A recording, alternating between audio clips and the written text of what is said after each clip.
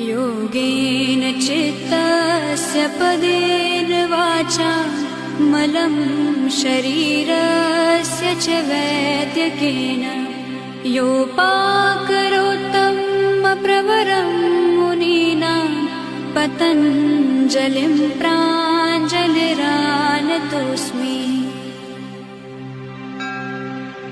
योगेन चित्तस्य पदेन वाचा मलं शरीरस्य च वैद्यकेन योपाकरोत्तमप्रवरं मुनीनां पतञ्जलिं प्राञ्जलिरानतोऽस्मि। योगेन चित्तस्य पदेन वाचा मलं शरीरस्य च वैद्यकेन